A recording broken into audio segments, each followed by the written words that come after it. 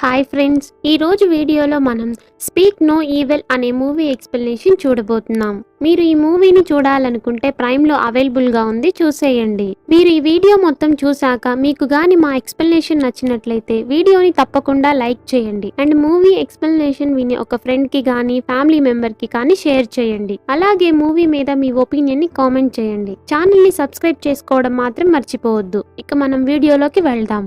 Open చేస్తే Ben తన ఫ్యామిలీని తీసుకొని ఇటలీ వెకేషన్కి వెళ్తాడు. బెన్ వైఫ్ పేరు లూయిస్. వీళ్ళకి 11 సంవత్సరాల కూతురు ఉంటుంది. ఆ పాప పేరు ఆగ్నెస్. తనకి 12 సంవత్సరాలు వస్తున్నా కూడా 6-7 సంవత్సరాల పిల్లల్లాగా ఎమోషనల్ సపోర్ట్కి హోపీ అనే బొమ్మ మీద డిపెండ్ అవుతుంటది. తను అలా బొమ్మ మీద డిపెండ్ అవ్వడం బెన్కి ఇష్టం ఉండదు. ఒక రకంగా చెప్పాలి అంటే ఆ బొమ్మకి ఆగ్నెస్ అడిక్ట్ అయి ఉంటుంది. అది లేకపోతే రచ్చరచ్చ చేసే టైప్. బెన్ తన ఫ్యామిలీతో దిగిన రిసార్ట్లోనే ప్యాడీ తన ఫ్యామిలీతో వస్తాడు. బెన్ తన ఫ్యామిలీతో జాలీగా తిరుగుదామని బయటకు వెళ్తాడు. బట్ ఆ టైంలో ఆగ్నెస్ తన బొమ్మని పోగొట్టుకుంటది. ఈ పిల్ల గురించి తెలిసిందే కదా, బొమ్మ పోయిందని ఇక ఏడవడం మొదలు పెట్టింది. ఇక బెన్ బొమ్మ కోసం వాళ్ళు ఇంతకు ముందు ఏ ప్రదేశాలకు వెళ్లారో ఆ ప్రదేశాలన్నీ చూస్తుంటాడు. చాలాసేపు బెన్ బొమ్మ కోసం వెతికి తిరిగి లూయిస్ దగ్గరికి వచ్చేస్తాడు.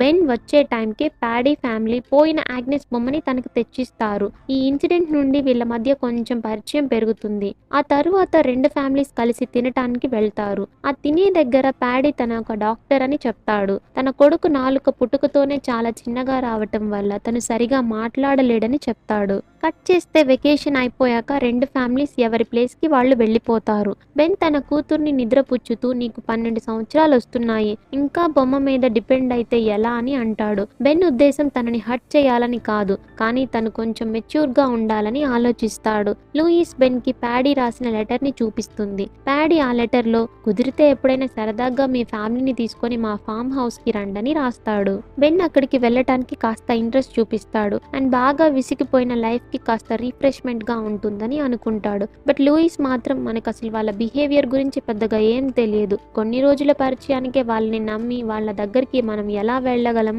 అది రిస్క్ అని అంటుంది. బెన్ తనని కన్విన్స్ చేయడంతో తను కూడా బెన్ కోసం ఒప్పుకుంటుంది. ఇక వీళ్ళు ఆగ్నెస్ ని తీసుకొని ప్యాడీ ఫామ్ హౌస్ కి వెళ్తారు. ఆ రోజు రాత్రి ప్యాడీ ఒక బాతుని కుక్ చేసి ఒక మంచి పీస్ తీసి లూయిస్ ని తినమని ఇస్తాడు. కానీ తను వెజిటేరియన్, రేర్ గా ఫిష్ తింటుంది, అంతే తప్ప వేరే ఏ నాన్ వెజ్ తినదు. ఈ విషయం వెకేషన్ లో ఉన్నప్పుడు తను ప్యాడీ ఫ్యామిలీతో కూడా చెప్తది. బట్ ప్యాడీ మాత్రం తినమని కొంచెం ఫోర్స్ చేస్తాడు. లూయిస్ కి ప్యాడీ అలా ఫోర్స్ చేయడం అస్సలు నచ్చదు. బట్ మొహమాటంతో ఆ పీస్ ని నోట్లో పెట్టుకుంటది, కానీ తినదు. ఎవరు చూడని టైంలో దాన్ని ఊసేస్తది. ఆ రోజు రాత్రి చెత్తని ట్రాష్ బిన్ లో వేయటానికి బెన్ వెళ్ళగా ఆ టైంలో యాంట్ అక్కడికి వచ్చి నోరు తెరిచి తన నాలుకను చూపిస్తాడు. కానీ యాంట్ ఏం చెప్తుంది బెన్ కి ఏం అర్థం కాదు. వెంటనే అక్కడికి ప్యాడీ వచ్చి యాంట్ ని పిలవడంతో తను వెళ్ళిపోతాడు. నెక్స్ట్ డే అందరూ హైకింగ్ కి వెళ్తారు. అక్కడ ఆగ్నెస్ ఉయ్యాల ఊగాలి అనుకుంటే యాంట్ అడ్డంగా నిలబడి ఉంటాడు. ఆగ్నెస్ తనని పక్కకి కదలమని అడిగినా కూడా యాంట్ ఏం రెస్పాండ్ అవ్వడు. ప్యాడీ అక్కడికి వచ్చి యాంట్ ని పక్కకి రమ్మని చెప్తాడు. బట్ వాడు కదలకపోవడంతో గట్టిగా పక్కకి లాగుతాడు. కానీ ప్యాడీ వెంటనే తన కోపాన్ని కంట్రోల్ చేసుకొని మళ్ళీ కూల్ అయిపోతాడు. లూయిస్ కి మెడ నొప్పి ఎక్కువగా ఉంటుంది. అప్పుడు ప్యాడీ కూల్ వాటర్ లో కాసేపు ఉంటే మెడ నొప్పి తగ్గుతుంది, అదొక న్యాచురల్ థెరపీ అని అందరినీ ఒక పాండ్ దగ్గరికి తీసుకువెళ్తాడు. పాండ్ లోకి దూకే టైంలో సియారా ఒంటి మీద ఉన్న దెబ్బల్ని లూయిస్ గమనించి వాటి గురించి అడుగుతది. దానికి సియారా యాపిల్స్ కోసేటప్పుడు స్లిప్ అయి కింద పడ్డా, ఆ టైంలో దెబ్బలు తగిలాయని చెప్తది. యాంట్ కి స్విమ్మింగ్ రాదు, సో వాడిని ప్యాడీ పట్టుకొని ఉంటాడు. అందరూ పాండ్ లో ఎంజాయ్ చేశాక ఇక ఇంటికి వెళ్తారు. లూయిస్ హెయిర్ డ్రైయర్ ని ఆన్ చేయడంతో వెంటనే షార్ట్ సర్క్యూట్ అవుతుంది. కాస్తుంటే ఆగ్నెస్ కి షాక్ కొట్టేదని లూయిస్ బాగా భయపడిపోతది. అసలు లూయిస్ కి ప్యాడీ వాళ్ళ ఇంట్లో ఉండడం పెద్దగా నచ్చదు. తనని నాన్ వెజ్ తినమని ఫోర్స్ చేయడం కూడా లూయిస్ కి నచ్చదు. వీళ్ళకి ఇచ్చిన బెడ్రూమ్ లో కూడా బెడ్షీట్స్ అన్ని మరకలతో ఉంటాయి. లూయిస్ బెన్ తో నాకు మెడ నొప్పి బాగా ఉందని చెప్పి ఇక్కడ నుంచి వెళ్ళిపోదామా అని మాట్లాడుతుండగా సియారా అక్కడికి వచ్చి డిన్నర్ కి వేరే ప్లేస్ కి వెళ్దామని చెప్తది. అందరూ నైట్ డిన్నర్ కి రెడీ అవుతారు. కాకపోతే కేవలం మన నలుగురమే వెళ్దాం, పిల్లల్ని ఇంట్లోనే ఉంచుదాం, పిల్లల్ని చూసుకోవడానికి ఒక బేబీ సిట్టర్ ని కూడా అరేంజ్ చేశామని ప్యాడీ సియారా చెప్తారు. సరేలే, ఇద్దరు పిల్లలు ఇంట్లోనే ఉంటారని బెన్ అండ్ లూయిస్ వాళ్లతో రెస్టారెంట్ కి స్టార్ట్ అవుతారు. చివరికి వాళ్ళు ఒక ప్లెజెంట్ ప్లేస్ లో ఉన్న రెస్టారెంట్ కి వెళ్తారు. మరోవైపు పిల్లలు బేబీ సిట్టర్ తో హైడ్ అండ్ సీక్ గేమ్ ఆడుతుంటారు. ఆ టైంలో యాంట్ ఆగ్నెస్ కి ప్యాడీ యొక్క వాచ్లలో ఒక వాచ్ ని చూపించి దాన్ని వెనక్కి వెనుక రాసి ఉన్నదాన్ని చదవమంటాడు. అండ్ ఆగ్నెస్ కి ఏదో చెప్పాలని ట్రై చేస్తూ ఆ వాచ్ ని చూపిస్తాడు. కానీ ఆ వాచ్ వెనకాల డానిష్ భాషలో రాసి ఉంటది. సో ఆగ్నెస్ కి ఆ భాష అర్థం కాదు. బేబీ సిట్టర్ వస్తుండడంతో ఇక ఇద్దరు ఆ రూమ్ నుండి వెళ్లిపోతారు. పేరెంట్స్ రాత్రికి డిన్నర్ ని చేసి కాసేపు సరదాగా టైం స్పెండ్ చేసి తిరిగి ఇంటికి రిటర్న్ అవుతారు. ఆ రోజు రాత్రి యాంట్ ఆగ్నెస్ కి తన ఒంటి మీద ఉన్న దెబ్బలను కూడా చూపిస్తాడు. ఆగ్నెస్ ఆ దెబ్బలు చూసి షాక్ అయి అసలు నీకు ఈ దెబ్బలు ఎలా తగిలాయని అడుగుతుంది. యాంట్ ఏదో చెప్పబోతుండగా ఎవరో డోర్ తెరుస్తున్నట్టు అనిపించి వెంటనే వెళ్లి పడుకుంటాడు. డిన్నర్ ఫినిష్ చేసుకొని వచ్చిన Louis and Ciara door open చేసి పిల్లలు ఎలా ఉన్నారని చూసి వెళ్లిపోతారు. కట్ చేస్తే ఆ రోజు తెల్లవారుతుండగా లూయిస్ ఆగ్నెస్ ని చూడటానికి వెళ్తది. కానీ అక్కడ ఆగ్నెస్ అండ్ యాంట్ ఇద్దరూ ఉండరు. వీళ్ళెక్కడికి వెళ్లారని లూయిస్ కంగారు పడి ఇల్లంతా వెతుకుతది. తీరా చూస్తే ఆగ్నెస్ సియారా పక్కన పడుకొని ఉండడం కనిపిస్తుంది. లూయిస్ కి బాగా కోపం వచ్చి సైలెంట్ గా ఆగ్నెస్ ని తీసుకొని తన రూమ్ కి వెళ్తది. బెన్ ని నిద్ర లేపి మనం వెంటనే ఇక్కడ నుంచి వెళ్లిపోదామని చెప్పి ప్యాడీ సియారా నిద్ర లేవక ముందే సైలెంట్ గా అక్కడి నుంచి వెళ్లిపోతారు. కొంత దూరం వెళ్లిన తరువాత ఆగ్నెస్ తన బొమ్మ కనిపించట్లేదేంటని గోల చేయటం స్టార్ట్ చేస్తుంది. వెనక్కి వెళ్లి బొమ్మ తీసుకొద్దామని బెన్ కూర్చున్న సీట్ ని గట్టిగా తంతుంది. ఆ టైంలో వీళ్ళు లారీ యాక్సిడెంట్ నుంచి జస్ట్ మిస్ లో తప్పించుకుంటారు. ఆగ్నెస్ చేసే గోల తట్టుకోలేక బెన్ కార్ ని వెనక్కి తిప్పుతాడు. ఇక మళ్ళీ ప్యాడీ ఇంటికి వెళ్తారు. చెప్పకుండా వెళ్లినందుకు ప్యాడీ వాళ్ళ మీద చాలా కోప్పడి అసలు ఎందుకు చెప్పకుండా వెళ్లిపోయారని అడుగుతాడు. బెన్ ఏవేవో రీజన్స్ చెప్తుంటాడు. బట్ లూయిస్ మాత్రం మీరు సగం సగం బట్టలు వేసుకొని నా కూతుర్ని మీతో పడుకోబెట్టుకున్నారు, నాకు అది అస్సలు నచ్చలేదు, అందుకే మేము వెళ్లిపోతున్నామని చెప్తది. అప్పుడు సియారా వాళ్లతో నాకు ఇంతకు ముందు ఒక పాప పుట్టి 12 వారాల తరువాత చనిపోయింది. రాత్రి ఆగ్నెస్ నిన్ను ఎన్నిసార్లు పిలిచినా నువ్వు పలకలేదు, అందుకే తనని కూతురులాగా నా దగ్గర పడుకోబెట్టుకున్నానని బాధపడుతూ సారీ చెప్తది. అదంతా విన్న బెన్ అండ్ లూయిస్ వాళ్ళని తప్పుగా అర్థం చేసుకున్నందుకు సారీ చెప్తారు. కట్ చేస్తే ప్యాడీ బెన్ ఫాక్స్ హంటింగ్ కి వెళ్తారు. లూయిస్ అండ్ సియారా ఇంటి దగ్గర పిల్లల్ని చూసుకుంటూ ఉంటారు. ఆ సమయంలో యాంట్ ఆగ్నెస్ కి పేపర్ మీద ఏదో రాసిస్తాడు. కానీ అది డానిష్ లాంగ్వేజ్. సో ఆగ్నెస్ కి ఏం అర్థం కాదు. యాంట్ అండ్ ఆగ్నెస్ తో ఏదో చెప్పడానికి ట్రై చేస్తుంటే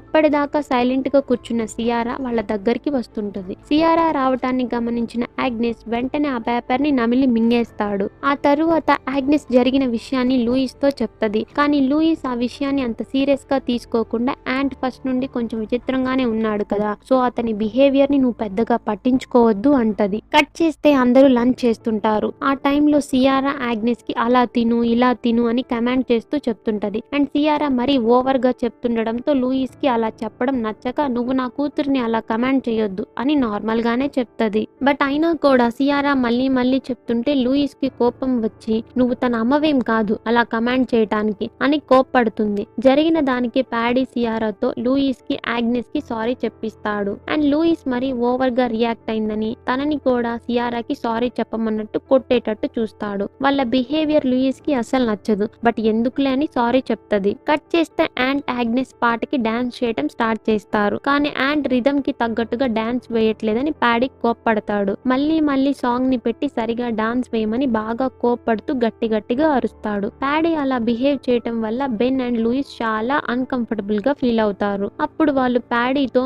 వాడు చిన్నపిల్లోడు ఎందుకు అలా అరుస్తావు, బాగానే డాన్స్ చేస్తున్నాడు కదా అంటారు. అప్పుడు ప్యాడీ మీరే యాంట్ కి పేరెంట్స్ కాదు, మరి మీరెలా వాడిని సపోర్ట్ చేస్తున్నారు అని క్రిటిసైజ్ చేస్తాడు. ఇంతకు ముందు సియారా ఆగ్నెస్ ఫుడ్ తినటం గురించి కమాండ్ చేయటంతో లూయిస్ సియారా మీద కోప్పడింది కదా, సో దానికి రివెంజ్ గా ప్యాడీ ఇలా బిహేవ్ చేస్తాడు. ఆ విషయం లూయిస్ కి అర్థమై అనవసరంగా వీళ్ళ దగ్గరికి వచ్చాం, ఇక వెంటనే ఇక్కడ నుంచి వెళ్లిపోదామని బెన్ తో అంటది. కట్ చేస్తే లంచ్ లో బాగా తాగిన ప్యాడీ నిద్రపోతుంటాడు. ఆ సమయంలో యాంట్ ప్యాడీ దగ్గరకు వెళ్లి అతని ప్యాంట్ లో ఉన్న కీస్ ని తీసుకొని ఆగ్నెస్ దగ్గరికి వస్తాడు. వాడు పక్కనే ఉన్న ఒక రూమ్ డోర్ ని ఓపెన్ చేసి ఆగ్నెస్ ని లోపలికి తీసుకెళ్తాడు. ఆ రూమ్ లోపల అండర్ గ్రౌండ్ లోపలికి మరో డోర్ ఉంటుంది. యాంట్ ఆగ్నెస్ ని అండర్ గ్రౌండ్ లోకి తీసుకెళ్తాడు. లోపల చాలా ఫ్యామిలీస్ కి సంబంధించిన వస్తువులు ఉంటాయి. యాంట్ ఒక ఫోటో ఆల్బమ్ ని ఓపెన్ చేసి కొన్ని ఫొటోస్ చూపిస్తాడు. ట్విస్ట్ ఏంటంటే ప్యాడీ అండ్ సియారా ఒక్కో ఫోటోలో ఒక్కో కిట్ తో ఉంటారు. ఈ ప్యాడీ అండ్ సియారా ఇద్దరు కూడా సీరియల్ కిల్లర్స్. వెకేషన్ కి వెళ్లి అక్కడ కొత్త వాళ్ళతో ఫ్రెండ్షిప్ చేస్తారు. ఆ తరువాత వాళ్ళని ఇంటికి ఇన్వైట్ చేసి వాళ్ళు వచ్చాక చంపేసి వాళ్ళ డబ్బులు వస్తువుల్ని వీళ్ళు తీసేసుకుంటారు. వాళ్ళ పిల్లల్ని మాత్రం నాలుక కట్ చేసి వీళ్ళ పిల్లల్లాగా కొత్త వాళ్ళకి చూపించుకుంటారు.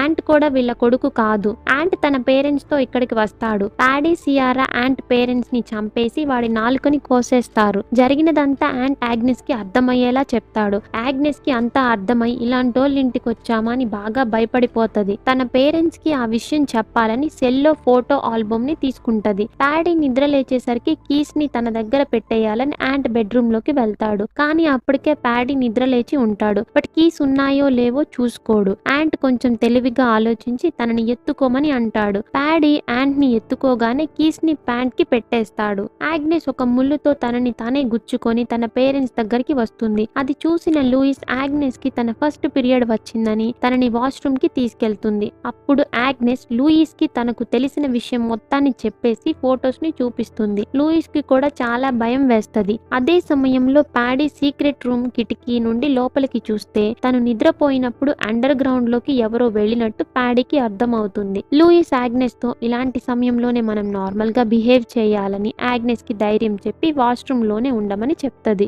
ఆ తరువాత ప్యాడీ అండ్ సియారాకి డౌట్ రాకుండా బెన్నీ వాష్రూమ్ లోకి పిలిచి బెన్ కి విషయం అంతా చెప్తది. ఇక ముగ్గురు ఎంత ఫాస్ట్ గా వీలైతే అంత ఫాస్ట్ గా అక్కడి నుంచి వెళ్లిపోదామని అనుకుంటారు. ఆగ్నెస్ కి తన ఫస్ట్ పీరియడ్ రావడం వల్ల తను చాలా టెన్షన్ పడుతుంది. మేము వెంటనే ఇంటికి వెళ్లాలనుకుంటున్నామని ప్యాడీ అండ్ సియారాతో అంటారు. వీళ్ళకి నిజం తెలిసిపోయిందనే విషయం వాళ్ళకి కానీ అర్థమైందంటే వీళ్ళ సంగతి అయిపోయినట్టే. కానీ వీళ్ళ bad luck car tyre puncture అయి ఉంటుంది. కానీ ప్యాడీ కార్ టైర్ మార్చేస్తాడు. ఆగ్నెస్ యొక్క బొమ్మ మళ్ళీ మిస్ అవుతుంది. అది ఒక ఎత్తైన గోడ మీద ఉండడంతో ప్యాడీ ఒక లాడర్ ని వేసి బెన్ ని దాని మీదకి ఎక్కమంటాడు. నిజానికి ఈ ప్రాసెస్ అంతా జరిగేటప్పుడు లూయిస్ కి బెన్ కి ఆగ్నెస్ కి గుండెల్లో రైళ్లు పరిగెడుతూ ఉంటాయి. బెన్ ఆ లాడర్ ని ఎక్కి బొమ్మని కిందకు తెస్తాడు. కానీ అది బాగా డ్యామేజ్ అయి ఉంటుంది. అయినా పర్లేదులే ఇంకా ఇక్కడ నుండి వెళ్లిపోవాలని అనుకొని వాళ్ళు కార్ ఎక్కేస్తారు. యాంట్ ని సీరియల్ కిల్లర్స్ మధ్యలో వదిలేయడానికి వీళ్ళకి అస్సలు ఇష్టం లేదు. సో యాంట్ ని వెళ్లి గేట్ ని ఓపెన్ చేయమని అంటారు. యాంట్ గేట్ ఓపెన్ చేసే టైంలో వెంటనే కార్ లో ఎక్కించుకొని అక్కడి నుంచి వెళ్లిపోవాలని అనుకుంటారు. యాంట్ గేట్ ఓపెన్ చేయడానికి వెళ్తుంటే ప్యాడీ యాంట్ ని ఆపి గేట్ బటన్ నొక్కడంతో గేట్ ఓపెన్ అవుతుంది. యాంట్ ని తీసుకు వెళ్దాం అనే వీళ్ళ ప్లాన్ ఫెయిల్ అవుతుంది. సరేలే ముందు మనం ఇక్కడ నుంచి వెళ్లిపోదాం, తర్వాత పోలీస్ ని తీసుకువచ్చి యాంట్ ని విడిపించొచ్చు అనుకుంటారు. వీళ్ళు గేట్ దగ్గరికి వెళ్లబోతుండగా ప్యాడీ యాంట్ ని నీళ్లలోకి తోసేస్తాడు. నిజానికి యాంట్ కి ఈత రాదు. సో వాడు ఎక్కడ చనిపోతాడో అని బెన్ వెంటనే కారు దిగి వాడిని కాపాడుతాడు. బెన్ ఒడ్డుకు వచ్చే సమయానికి ప్యాడీ బెన్ ఫ్యామిలీకి గన్ గురిపెట్టి సిచ్యువేషన్ మొత్తం తన కంట్రోల్లోకి తెచ్చుకుంటాడు. బెన్ అండ్ పిల్లల చేతుల్ని కట్టేస్తారు. ఆ తరువాత బెన్ ఫ్యామిలీ అకౌంట్ లో ఉన్న డబ్బులన్నిటినీ కూడా వీళ్ళ అకౌంట్ లోకి ట్రాన్స్ఫర్ చేయించుకుంటారు. ప్యాడీ ఆగ్నెస్ కి మత్తు మందు ఇవ్వాలని చూడబోతుంటే లూయిస్ వెంటనే బాక్స్ కటర్ తో ప్యాడీ మీద అటాక్ చేస్తది. ప్యాడీ బాగా గాయపడి కింద పడిపోతాడు. లూయిస్ వెంటనే సియారా దగ్గరున్న గన్ ని కూడా లాగేసుకుంటుంది. ఇక ప్యాడీ అండ్ సియారాని అదే రూమ్ లో లాక్ చేసి అందరూ బయటకు వచ్చేస్తారు. వెంటనే కారులో వెళ్లిపోవాలని చూస్తారు. కానీ తీరా చూస్తే మైక్ వచ్చి వీళ్ళ మీద ఫైరింగ్ స్టార్ట్ చేస్తాడు. ఇక్కడ మైక్ అంటే ఇంతకు ముందు వీళ్ళు రెస్టారెంట్ కి వెళ్లారుగా దాని ఓనర్. వీళ్ళంతా ఒకటే గ్యాంగ్. ఇక వెంటనే అందరూ మైక్ నుండి తప్పించుకొని ఇంట్లోకి పరిగెడతారు. ఇంట్లో ఉన్న ల్యాండ్ ఫోన్ తో హెల్ప్ లైన్ కి కాల్ చేయాలని చూస్తారు. ఈలోగా మైక్ ప్యాడీ ఉన్న రూమ్ ఓపెన్ చేయడంతో సియారా బయటకు వచ్చి ల్యాండ్ లైన్ వైర్ ని కట్ చేస్తుంది. ఎలాగైనా వీళ్ళందరినీ చంపేయాలని ప్యాడీ సియారా మైక్ డిసైడ్ అవుతారు. వాళ్ళు లోపలికి రాకుండా ఉండడానికి బెన్ లూయిస్ డోర్స్ అన్నిటిని లాక్ చేస్తారు. లూయిస్ పిల్లల్ని ఒక కబోర్డ్ లో పెట్టి మళ్ళీ నేను వచ్చేంత వరకు మీరు అసలు ఏ శబ్దం చేయకుండా ఇక్కడే జాగ్రత్తగా ఉండండి అని చెప్తది. ప్యాడీ బ్యాక్ డోర్ నుంచి ఇంట్లోకి ఎంటర్ అయి లూయిస్ ఉన్న రూమ్ లోకి రావాలని డోర్ ఓపెన్ చేయడానికి ట్రై చేస్తుంటాడు. అప్పుడు లూయిస్ వాడి చేతి మీద ఒక వెపన్ తో గుచ్చి డోర్ ని క్లోజ్ చేసి అక్కడ నుంచి వెళ్లిపోతుంది. ప్యాడీ కోపంతో డోర్ ని గట్టిగా తన్ని రూమ్ లోకి ఎంటర్ అవుతాడు. అండర్ గ్రౌండ్ రూమ్ నుంచి సియారా కూడా ఆ రూమ్ లోకి ఎంటర్ అవుతుంది. ఇక ఇద్దరు వాళ్ళ కోసం వెళ్తారు. మైక్ పై కిటికీ నుంచి ఇంట్లోపలికి ఎంటర్ అవుతాడు. ప్యాడీ పిల్లలు ఉన్న రూమ్ లోకి వస్తాడు. అప్పుడు లూయిస్ డ్రై క్లీనర్ ని ప్యాడీ మీద పోస్తది. దాంట్లో ఉన్న సల్ఫ్యూరిక్ యాసిడ్ వల్ల ప్యాడీ చాలా గాయపడతాడు. ఆ యాసిడ్ వల్ల వాడికి నరకం కనిపిస్తుంది. ఇక లూయిస్ వెంటనే పిల్లలతో అక్కడి నుంచి పారిపోతది. అలా వెళ్తున్నప్పుడు మైక్ వాళ్లపై ఫైరింగ్ చేస్తాడు. వెంటనే బెన్ మైక్ మీద అటాక్ చేస్తాడు. కానీ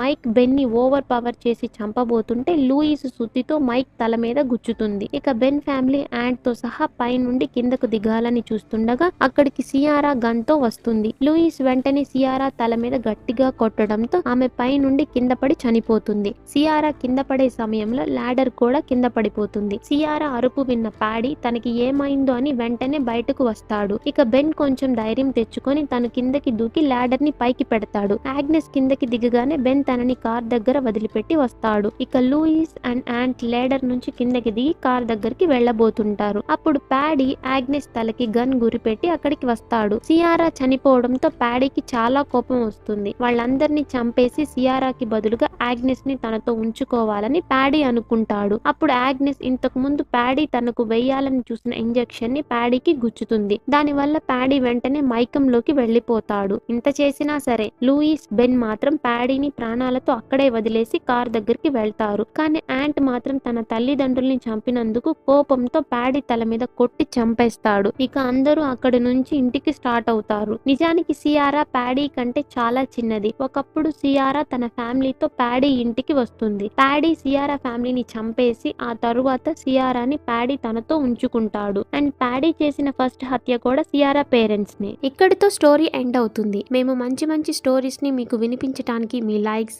షేర్స్, కమెంట్సే మాకు ఎంకరేజ్మెంట్. సో ప్లీజ్ వీడియో గానీ నచ్చితే ఛానల్ సబ్స్క్రైబ్ చేసుకొని మమ్మల్ని కొంచెం సపోర్ట్ చేయండి. మరో వీడియోతో కలుద్దాం. బాయ్.